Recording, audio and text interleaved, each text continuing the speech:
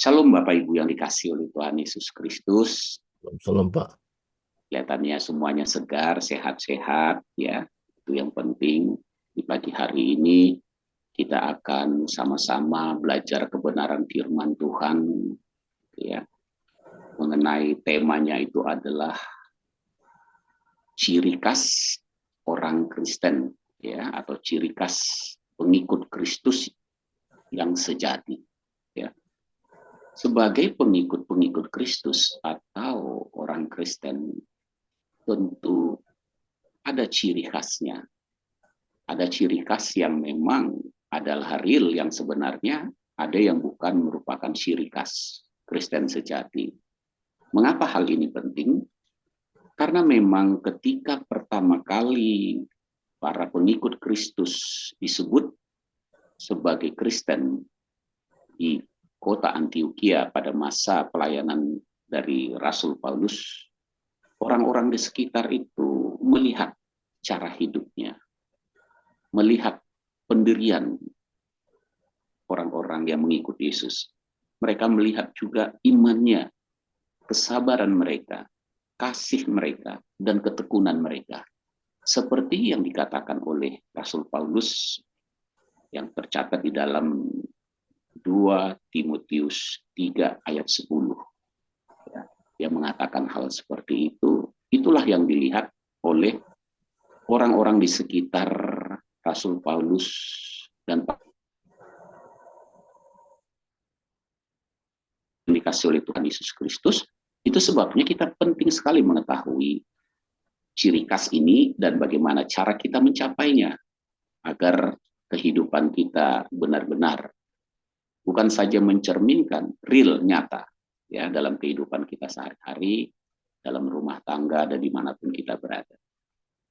Apakah ciri khas itu ya, sebagai pengikut Kristus adalah salib yang kita pakai, ya tanda-tanda, ataukah kita pergi ke gereja beribadah, atau lebih dalamnya lagi karena kita mengikuti pendidikan sekolah teologia seorang pelayan Tuhan atau bergelar ya dari salah satu aras gereja atau sinodi gereja pendeta, ataukah itu menjadi ciri khas utamanya?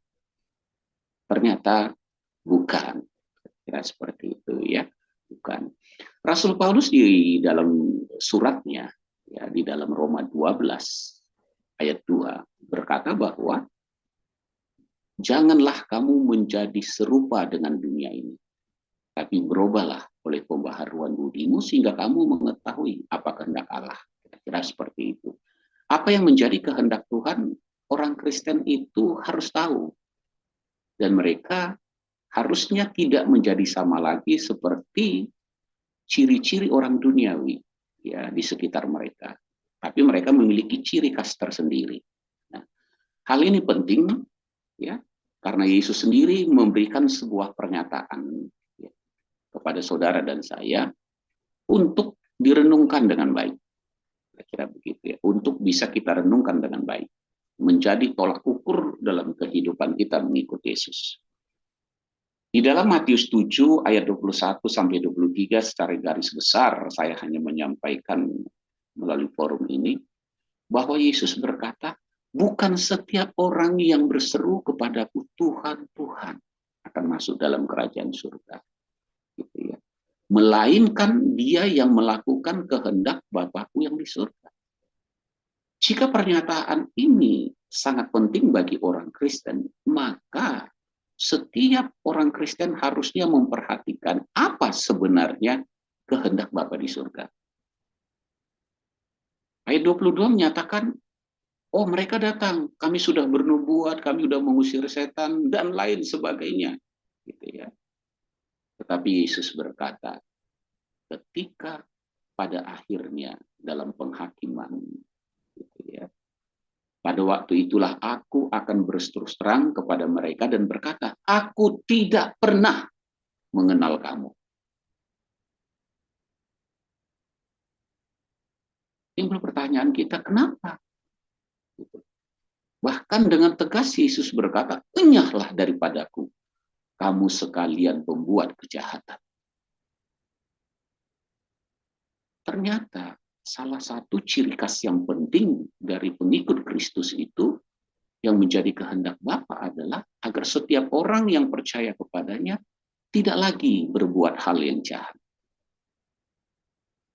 Sehingga di dalam 2 Timotius 2 ayat 19 dijelaskan di situ, gitu ya, bahwa Tuhan tahu siapa yang menjadi miliknya, menjadi pengikutnya yang sejati, yaitu mereka yang memanggil dia Tuhan, yang mengikuti dia, dan menyebut dia adalah juru selamat, haruslah meninggalkan kejahatan.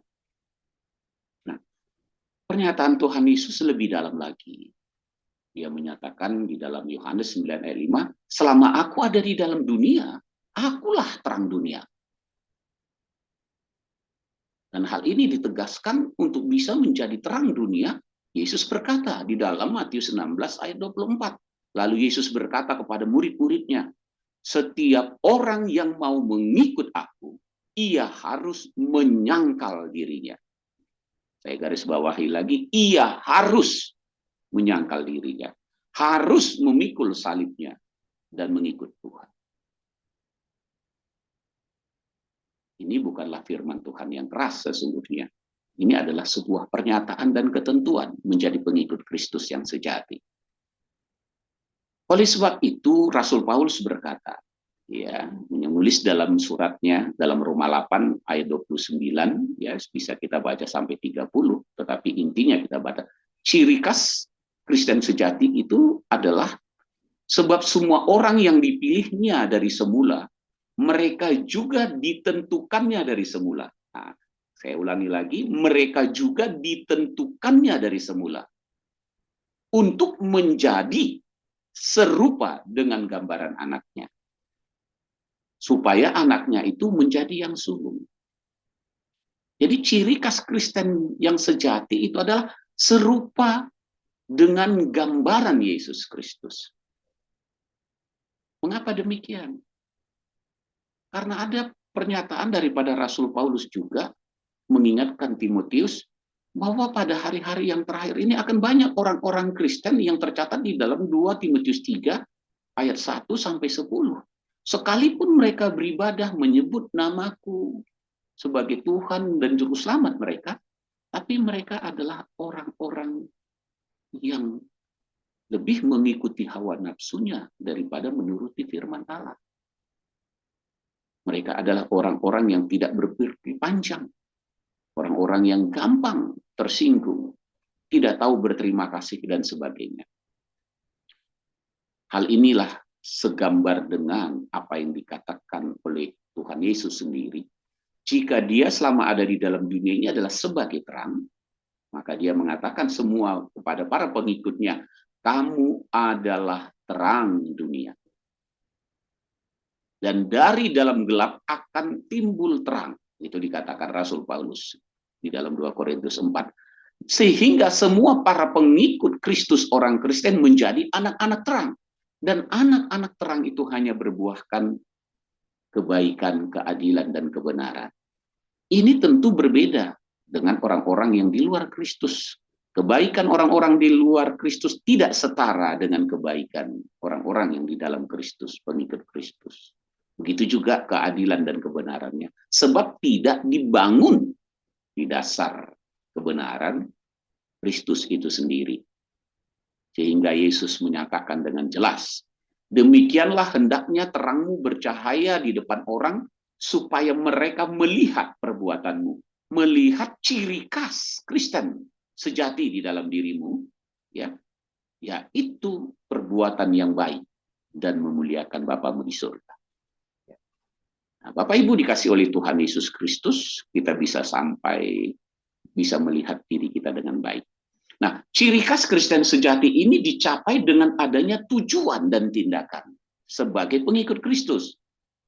Tanpa ada tujuan dan tindakan, maka kita tidak akan bergerak untuk mencapai tujuan tersebut. Karena 1 Yohanes 2 ayat 6 berkata, barang siapa mengatakan bahwa ia ada di dalam Yesus Kristus, ia wajib hidup sama seperti Kristus telah hidup. Hal ini direspon oleh Rasul Paulus yang tercatat di dalam 1 Korintus 9 ayat 26 sampai 27, intinya bahwa Dia mengikuti Yesus Kristus. Tidak berlari, tidak mengikuti Yesus tanpa tujuan. Ada tujuan yang ditetapkan. Oleh karena ada tujuan yang ditetapkan dalam hidupnya sebagai pengikut Kristus, maka dia tidak sembarangan saja bertindak. Baik dalam perkataannya, baik dalam sikapnya, perilaku, dan tindakannya. Nah, untuk hal itulah dia melatih dirinya beribadah, mengikuti apa yang Tuhan perintahkan, dan menguasai seluruhnya. Dan dia mampu untuk hal itu. Bapak Ibu dikasih oleh Tuhan Yesus Kristus, untuk dapat mencapai hal ini, Rasul Paulus berkata sebagai pengikut Kristus. Ya, sejak awalnya, ketika Tuhan Yesus diakuinya sebagai Tuhan dan Juru Selamatnya, dia berkata, yang ku kehendaki ialah mengenal dia, mengenal kuasa kebangkitannya, mengenal persekutuan dalam penderitaannya. Banyak orang Kristen justru katanya mengikut Kristus bagaimana supaya bisa sembuh, bagaimana bisa diberkati hidup ini secara ekonomi dan lain menjadi lebih baik. Bukan berbicara tentang sikap perilaku ya, dan tindakannya dalam hidupnya, karakternya. Bukan itu yang menjadi perhatiannya. Tapi Rasul Paulus justru itu dikatakan di mana aku menjadi serupa dengan dia dalam kematiannya. Mengapa? Supaya akhirnya dia beroleh kebangkitan, ada kepastian dalam dirinya. Berarti begitu penting arti kematian Yesus untuk merealisasikan, untuk menyatakan ciri khas Kristen sejati. Saya ulangi lagi dalam Filipi 3 ayat 10, saya garis besar dengan tanda merah yang kental di sini, di mana aku menjadi serupa dengan dia atau dengan Yesus dalam kematiannya. Berarti dia atau Rasul Paulus ini sebagai pengikut Kristus, dia ingin tahu apa sebenarnya maksud dan tujuan Kristus datang ke muka bumi ini sebagai anak manusia. Mengapa dia harus menderita, memikul salib, disalibkan, dan mati, dikuburkan, dan bangkit pada hari yang ketiga. Dia ingin tahu tentang hal itu. Nah, bagaimana dengan kita? Apakah kita ada rasa ingin tahu apa sebenarnya maksud dan tujuan dari kematian Kristus, pengorbanannya? Atau kita merasa, Pak, supaya saya diselamatkan, supaya saya ditebus dosa saya. Suatu saat kelak, ya, saya akan masuk surga. Tapi Yesus bilang, aku tidak kenal kamu, hai kamu yang melakukan kejahatan. Berarti selama ada di dalam Kristus, tidak boleh ada satupun bentuk kejahatan di dalam kehidupan para pengikut Kristus. Kita lihat selanjutnya. Nah, ciri khas ini juga semakin jelas ketika Rasul Paulus memberikan pernyataan dalam Galatia 2 ayat 19 sampai 20. Dia katakan, aku telah disalibkan dengan Kristus. Wow. Aku telah disalibkan dengan Kristus. Berarti arti penyaliban Yesus, kematian Kristus ini punya makna yang besar. Namun aku hidup, dia katakan. Tetapi bukan lagi aku sendiri yang hidup, melainkan Kristus yang hidup di dalam aku. Nah, ini pernyataan yang sangat penting. Ya. Apa maknanya nanti? Biar kita bisa tahu bagaimana akhirnya Rasul Paulus memiliki ciri khas Kristen sejati, ya, yang dilihat semua orang ketika mereka berjumpa dengan dia. Nah, cara mencapai tujuan memiliki ciri khas Kristen sejati ini, yang pertama adalah seperti yang dilakukan oleh Rasul Paulus dalam suratnya. Percaya pada Yesus, mengaku bahwa Yesus, dan mengikut Yesus itu dengan hati. Ya. Karena Rasul Paulus mencatat dengan jelas, Roma 10 ayat 10, karena dengan hati orang percaya dan dibenarkan. Itu penting dulu. Dibenarkan sebagai seorang Kristen, itu adalah percaya dengan hatinya. Karena memang dari hati ini timbul segala sesuatu. Bahkan Amsal, orang bijak berkata, dalam Amsal 4 ayat 23 khususnya, jagalah hatimu dengan segala kewaspadaan, karena dari situlah terpancar kehidupan.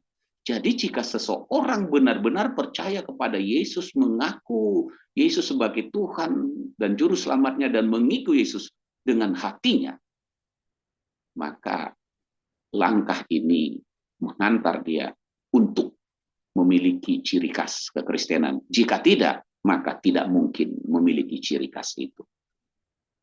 Karena dengan hati. Karena Yesus pernah berkata ketika dia melihat kehidupan bangsa Israel, umat pilihan Tuhan pada saat itu.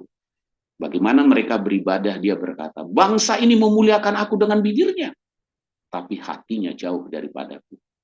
Yang mereka pegang hanya perintah-perintah manusia, tapi perintah-perintahku diabaikan oleh mereka. Nah, hati akan membuat saudara dan saya memiliki ciri khas Kristen sejati. Yang kedua, ketika kita percaya, mengaku dan mengikut Yesus dengan hati, maka akan menjadi mudah untuk bertobat. Nggak akan sulit untuk bertobat. Karena Yesus sendiri berkata dalam Lukas 5 ayat 32, aku datang bukan memanggil orang benar, tetapi orang berdosa. Jika saudara dan saya adalah orang yang berdosa dan percaya pada Yesus sebagai Tuhan dan Juru Selamat dan mengikuti Dia dengan hati, Dia katakan gini, supaya mereka bertobat. Mengapa dikatakan bertobat di sini? Karena memang kematian Yesus untuk menebus dosa. Dosa itu adalah pelanggaran terhadap firman Tuhan. Sehingga bertobat itu artinya dia tidak mau lagi melanggar firman Tuhan. Artinya dia mengasihi Tuhan. Karena barang siapa mengasihi Tuhan, dia akan melakukan segala perintahnya. Dan kedua, dia akan mengasihi sesamanya dan dia tidak akan menyakiti atau berbuat jahat terhadap sesamanya. Tentu dia berubah, akan membawa dampak dimanapun dia berada. Setidaknya orang melihat, oh dia sudah bertobat. Kok bisa ya? Dia berbeda sekarang. Dia menjadi lebih baik. Akan mulai terlihat apakah memang benar seperti itu? Apakah itu hanya bersifat sementara atau itu menetap murni dan sejati? Maka masuklah langkah yang ketiga. Cara mencapai tujuan untuk memiliki ciri khas adalah membangun diri sejalan waktu. Rasul Paulus mengatakan kepada Timotius dalam suratnya 2 Timotius 3 ayat 16 dan 17, segala tulisan yang diilhamkan Tuhan memang bermanfaat untuk mengajar. Alkitab firman Tuhan itu akan mengajar. Dari kita tidak tahu menjadi tahu. Lalu kita paham. Kita tahu apa yang salah dalam diri kita. Kita tahu bagaimana memperbaiki kelakuan kita. Dan kita tahu bagaimana mendidik diri kita untuk hidup di dalam kebenaran itu sendiri. Sehingga ciri khas Kristen sejati itu tumbuh, timbul, terrealisasi di dalam diri kita. Nah, ini yang penting kita ketahui. Bapak Ibu dikasih oleh Tuhan Yesus Kristus, membangun diri sejalan waktu tentu berbicara bagaimana cara kita mempergunakan waktu itu dengan baik dan benar. Karena kita tahu hari-hari yang dilalui itu adalah jahat. Sehingga kita tidak lagi bertindak semau sesukanya kita sebagai orang Kristen. Tapi kita mengarahkan hidup kita seperti apa yang telah Tuhan perintahkan dalam diri kita. Yaitu untuk memperlengkapi kita untuk setiap perbuatan baik. Dan yang terakhir, sebagai ciri khas yang sangat dasar untuk mencapai kita menjadi serupa dengan Kristus adalah membawa kematian Yesus Kristus itu di setiap respon kehidupan kita. Saya ulangi lagi. Membawa kematian Yesus Kristus di setiap respon kehidupan kita. Kita menanggapinya bagaimana. Gitu ya. Itu yang harus menjadi pemikiran kita. Karena Rasul Paulus menulis apa yang dia alami, yang dia lakukan. Di dalam 2 Korintus 4:10. Ya, 4 ayat 10 dan 11. Kami senantiasa membawa kematian Yesus di dalam tubuh kami. Nah, saya ulangi, ini penting sekali ya agar ciri khas itu. Kami senantiasa membawa kematian Yesus di dalam tubuh kami. Tubuh itu artinya semua respon sikap kami menanggapi apapun, ya kami membawa kematian Kristus. Supaya kehidupan Yesus juga menjadi nyata di dalam tubuh kami, dalam sikap perilaku kami. Kehidupan Yesus, rupa Yesus akan kelihatan. Sebab kami yang masih hidup ini terus-menerus diserahkan kepada maut karena Yesus. dicobai, digodai, segala cara untuk jatuh dalam dosa, dan sebagainya. Oleh sebab itu dikatakan, supaya juga hidup Yesus menjadi nyata di dalam tubuh kami yang fana. Itu. Mengapa demikian? Nah, ya. Arti membawa kematian Yesus Kristus di dalam hidup kita, tubuh kita adalah supaya kehidupan Yesus menjadi nyata di dalam tubuh kami, ya, dalam tubuh kita. Kata Yesus. Di Roma 6 ayat 10 dikatakan, sebab kematiannya adalah kematian terhadap dosa. Satu kali dan untuk selama-lamanya. Dan kehidupannya adalah kehidupan bagi Tuhan. Lalu ayat 11 dikatakan, demikianlah hendaknya kamu memandangnya. Nah, jadi itu menjadi suatu pandangan hidup. Sebagai prinsip sikap hidupnya. Yaitu membawa bahwa kamu telah mati bagi dosa, tetapi kamu hidup bagi Tuhan dalam Kristus Yesus. Saudaraku yang dikasihi oleh Tuhan. Nah, hasilnya apa? Hasil senantiasa membawa kematian Yesus Kristus, maka kehidupan Yesus menjadi nyata di dalam tubuh mereka, kehidupan mereka. Nah, ketika dikatakan di sini 2 Korintus 4 ayat 8, dalam segala hal kami ditindas. Rasul Paulus dan seluruh pengikutnya ditindas, namun tidak terjepit. Kami habis akal karena menghadapi begitu banyaknya masalah, persoalan, cobaan, namun tidak putus asa. Kami dianiaya sedemikian rupa, namun kami tidak ditinggalkan sendiri. Kami dihempaskan, katakan gitu, supaya kami binasa dan sebagainya. Namun tidak binasa. Mengapa demikian? Karena respon tadi. Ketika ditindas, mereka tidak membalas dengan ketika mereka habis akal, mereka tidak buntu. Tuhan memberikan pertolongan. Sungguhlah yang dikatakan Roma 8 ayat 28 bahwa Tuhan turut bekerja untuk mendatangkan kebaikan kepada mereka yang mengasihi Dia, mengasihi Yesus sesuai dengan rencananya. Amin. Luar biasa. Jadi jika hal ini tidak kita lakukan, maka ciri khas Kristen sejati tidak akan pernah tumbuh. Tidak akan terrealisasi dengan baik. Apapun status kita. Ya, tanpa terkecuali. Dan orang tidak akan melihat ciri khas Kristen sejati dalam hidup kita. Namun jika kita melakukan langkah-langkah ini, maka hal itu akan terlihat. Nah, sebagai penutup, ya, ciri khas Kristen sejati adalah serupa dengan gambaran Yesus. Yaitu kita memancarkan, mencerminkan kemuliaan Tuhan dalam diri kita. Karena itu datangnya dari Roh yang menyertai kita, Roh Kudus yang menolong, menginsapkan, memimpin kita.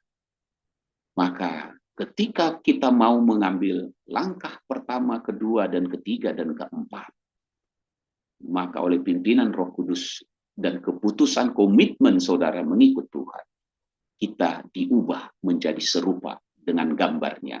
Dalam kemuliaan yang semakin besar, semakin baik, semakin baik, semakin baik sejalan waktu.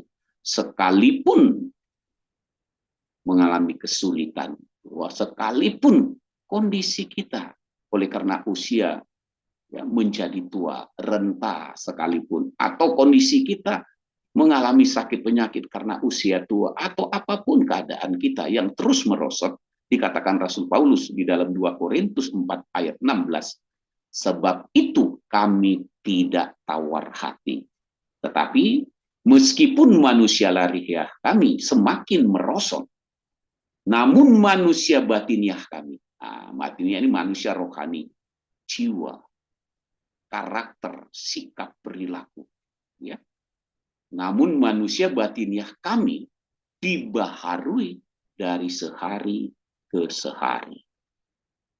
Sehingga ciri khas Kristen sejati itu semakin nyata dan berdampak. Baik melalui perkataan, sikap, perilaku, dan segala sesuatu yang kita perbuat. Oleh hal itu, maka perbuatan-perbuatan baik kita, respon-respon kita, semua yang kita lakukan, itu memuliakan Bapa kita yang di surga. Amin. Tuhan Yesus memberkati. Bapa, di dalam nama Tuhan Yesus Kristus, kami telah mendengar sebagian daripada firman-Mu. Apa sesungguhnya menjadi ciri khas kami sebagai orang Kristen, pengikut Kristus yang sejati? Firman-Mu telah menyatakan, ciri khas itu adalah tampak dengan nyata di dalam kehidupan kami, serupa dengan gambaran Kristus.